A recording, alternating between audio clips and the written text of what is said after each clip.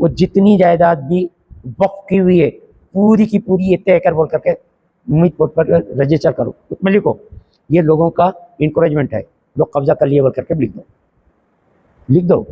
ठीक है, वो लोग इस्तेमाल कर रहे हैं, करते रहने दो, लेकिन कल के दिन कुछ जरूरत पड़े तो इसके तहत में इतनी जायदाद थी बोल के हम लड़ सकते हैं। देखें, खैर का पहलू शर में से, शर का पहलू खैर में से, क्या अल्लाह ताला को निकालता हो, अल्लाह ताला को मालूम, हमें नहीं मालूम। लेकिन जो बताया जा रहा है इसके अंदर भी मुमकिन है कोई खैर का पहलू हो। जो बिक चुकी हैं जायदादें उनके हुसूल का कोई जरिया निकला है इसके अंदर। ऑलरेडी बिकी 50-50 साल हो गए, कितने साल हो गए नहीं पता, उसके अंदर सब इस्तेमाल हो रहा हो, लेकिन अभी भी रिकॉर्ड के अंदर, ये रिकॉर्ड के अंदर भी है वो जो बिक गई सो जायदादें मस्जिद के तहत में बोल करके है वो। ये जुल्म की इंतहा इस तरह की भी रही है और आज भी हो रही है, कम हो ज़्यादा, लेकिन आजमाए तो जा ही रहे हैं बराबर तरीके से। ये ख़ास करके जो कानून बना है उम्मीद पोर्टल कह करके मुखालिफत किए, मुसलमान किए, मुस्लिम पर्सनल लॉ बोर्ड करा, बहुत सारे स्टेट्स भी करे, आज साउथ के कुछ स्टेट्स आज भी उसके मुखालिफ में किए हैं और उसको रोकने की कोशिश किए हैं।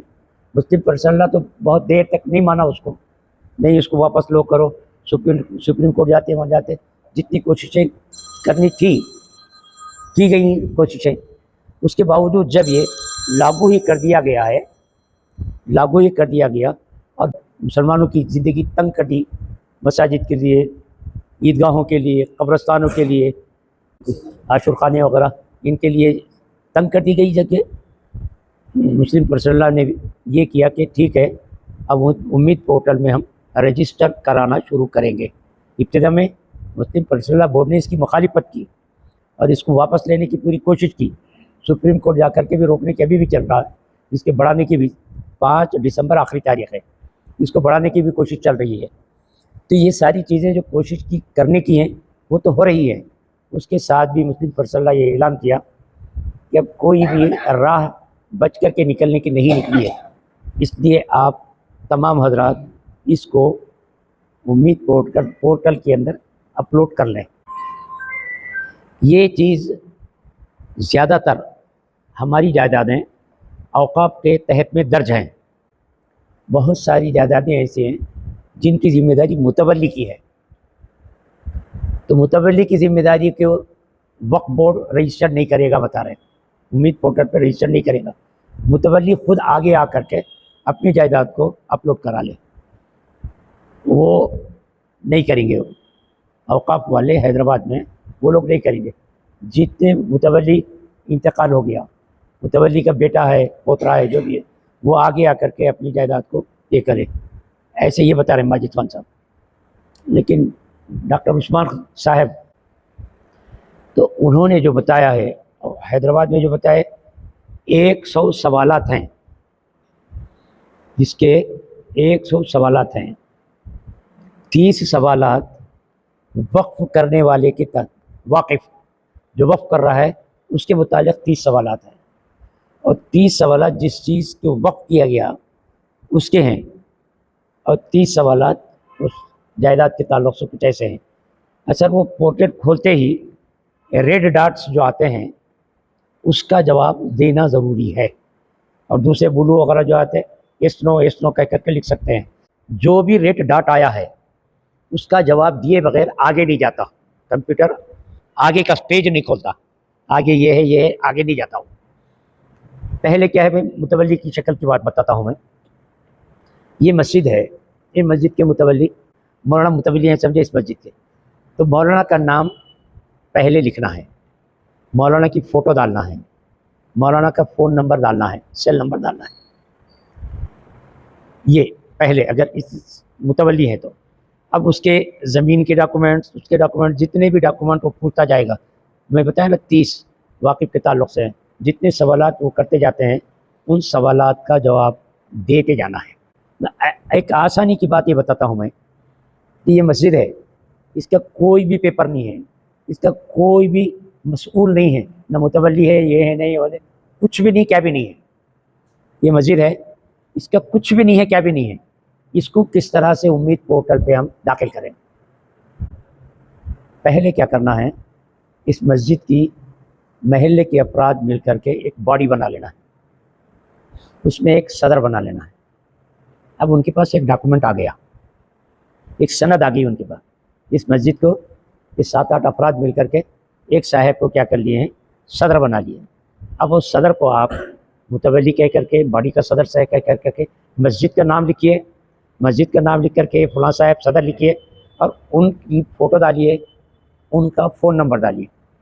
मस्जिद का अगर करंट का बिल आता है तो करंट का बिल ये दूसरा डॉक्यूमेंट है, और नल का बिल आता है तो नल का बिल ये तीसरा डॉक्यूमेंट है, तीसरी सनद है।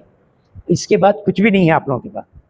तो ये बताया गया है कि रेड डॉट जो सवाल करता है उसका जवाब अगर देते हैं तो आगे बढ़ते हैं हम, नहीं तो आगे ही नहीं बढ़ता, कंप्यूटर रुक जाता वहाँ पर।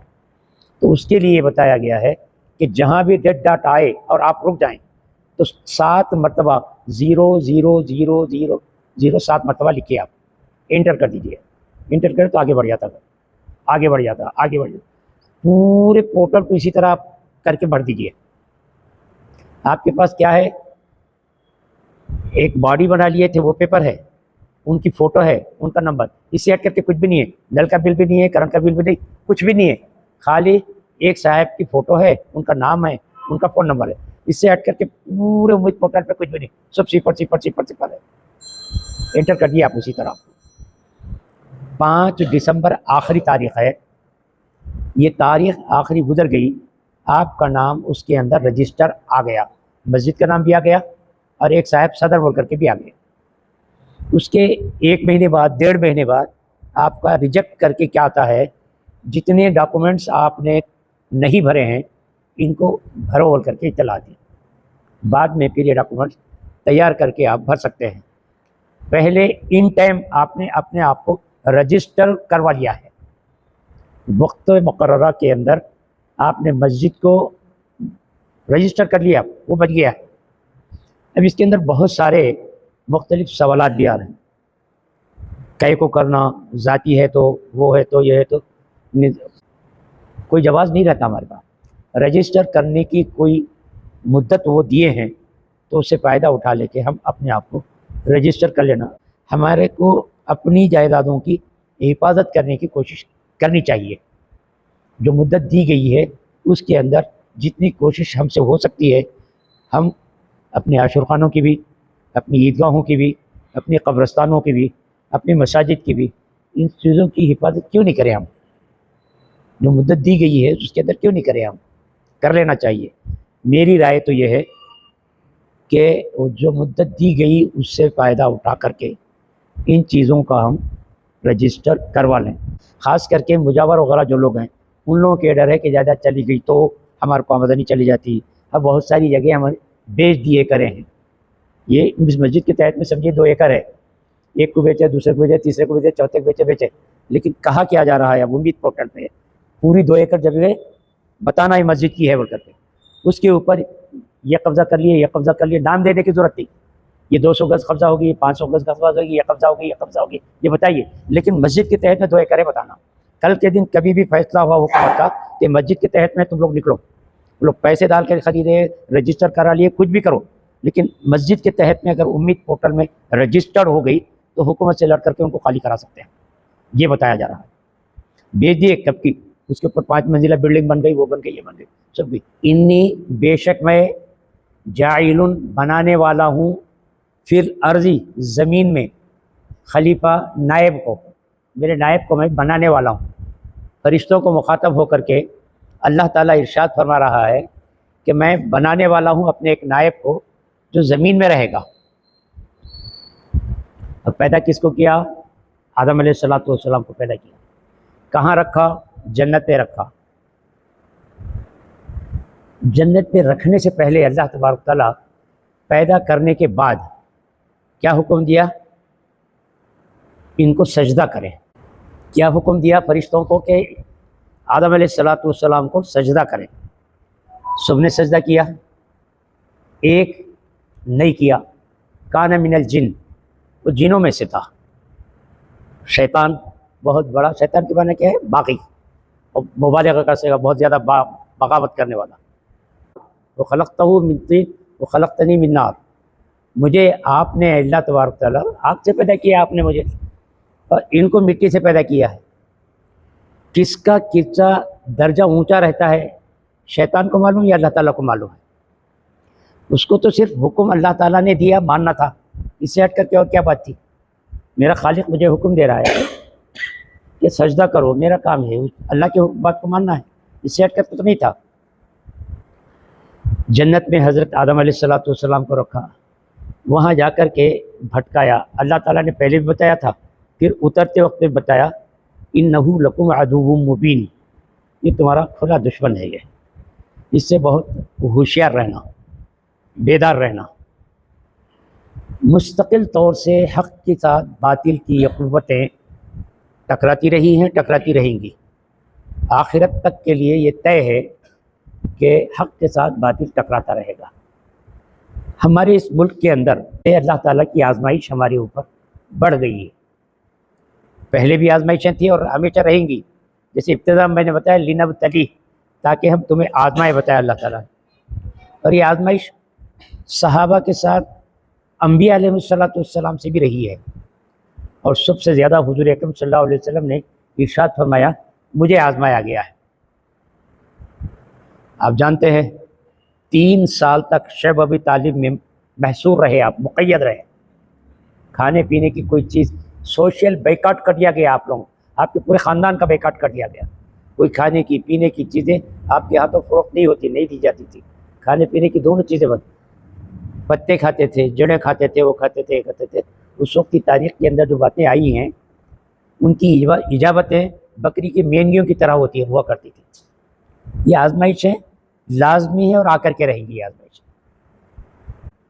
अल्लाह ताला ने आजमाइश लाजिम ही रखी है और आजमा करके हमें जन्नत देगा। अलबत्ता इनके आने के बाद आजमाइशें बढ़ गई हैं, ज़्यादा हो गई हैं।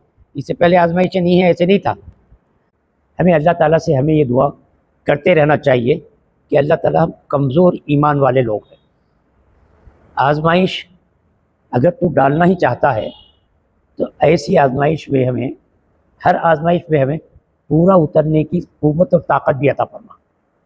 आजमाए जाने के तो हम काबिल नहीं हैं, लेकिन अगर तू आजमाइश डालता ही है तो हर आजमाइश के अंदर हमें पूरा उतरने की ताकत और क़ुव्वत भी अता फरमा। ये दुआ हमेशा अल्लाह ताला से करते रहना चाहिए।